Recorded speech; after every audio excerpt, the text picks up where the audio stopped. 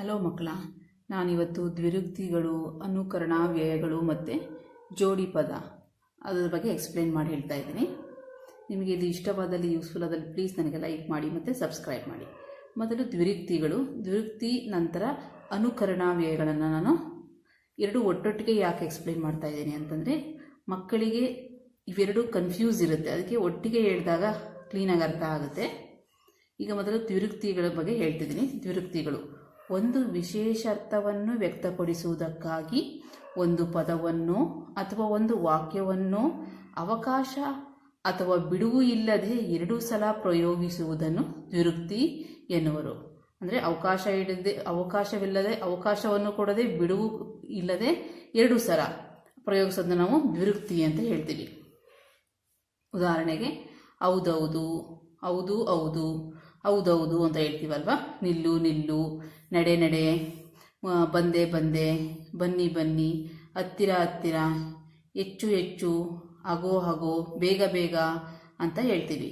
ಕೆಲವು ಊರೂರು ಅನ್ನೋದು ಕೂಡ ದ್ವಿರುಕ್ತಿ. ಅಬ್ಬಬ್ಬ, ಹಾಗೆ ನೋಡು ನೋಡು, ಹೀಗೆ ಇದೆಲ್ಲ ದ್ವಿರುಕ್ತಿಗಳು.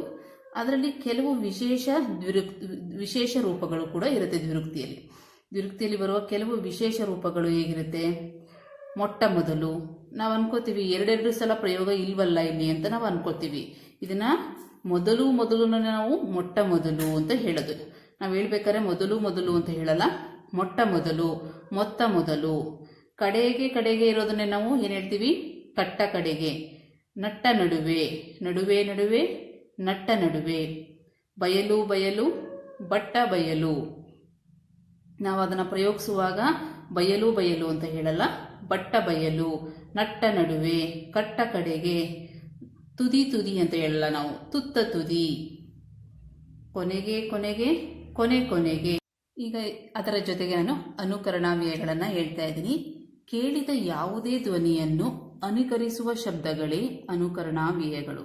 ನಮಗೆ ಉದಾಹರಣೆಗೆ ಚಟ ಚಟ, ನಾವು ದ್ವಿರುಕ್ತಿಯಲ್ಲಿ ಹೇಳ್ದಂಗೆ ಎರಡೆರಡು ಸರಿ ಇಲ್ಲಿ ಕೂಡ ಹೇಳ್ತೀವಿ. ಆದರೆ ಇದು ಧ್ವನಿಗಳು ಅಥವಾ ಶಬ್ದಗಳನ್ನು ನಾವು ಕೇಳಿದ ಧ್ವನಿಯನ್ನು ಆ ಶಬ್ದಗಳನ್ನೇ ನಾವು ಅನುಕರಣ ವ್ಯಯಗಳು ಅಂತ ಹೇಳೋದು.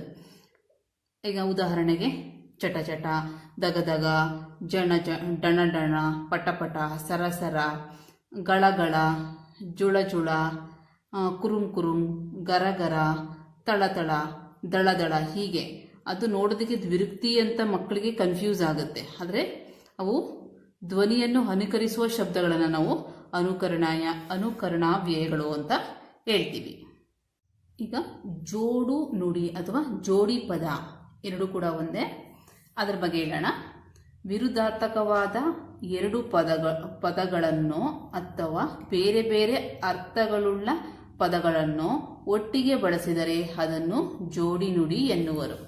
ಅಂದರೆ ಆಪೋಸಿಟ್, ವಿರುದ್ಧಾರ್ಥಕ ಪದಗಳು ಅಂದರೆ ಎರಡು ವಿರುದ್ಧಾರ್ಥಕವಾಗಿರುತ್ತೆ ಕೆಲವು ಸರಿ. ಅದನ್ನು ನೋಡಿ, ಮೇಲೆ ಕೆಳಗೆ, ಅವೆಲ್ಲ ಹಿಂದೆ ಮುಂದೆ, ಅದು ವಿರುದ್ಧಾರ್ಥಕ ಪದಗಳು.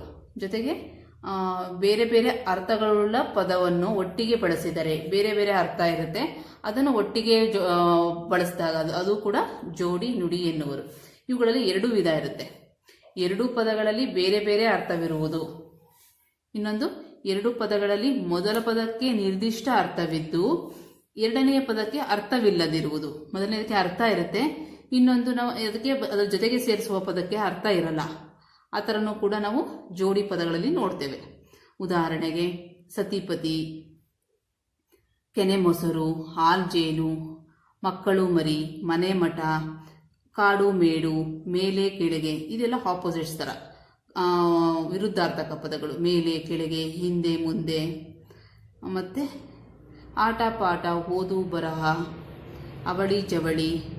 ಆಮೇಲೆ ಹತ್ತಾರು, ಎಡಬಲ. ಹತ್ತಾರು ಅನ್ನೋದು ಕೂಡ ಜೋಡಿ ಪದ, ಹತ್ತಾರು. ಮತ್ತು ಹಮ್ಮು ಬಿಮ್ಮು, ಸಾವಿರಾರು, ಮೈಕೈ, ಹಳ್ಳ ಕೊಳ್ಳ, ಹಾಲು ತುಪ್ಪ, ಹಣ್ಣು ಹಂಪಲು, ಗೆಡ್ಡೆ ಗಣಸು, ಗುಡುಗು ಮಿಂಚು.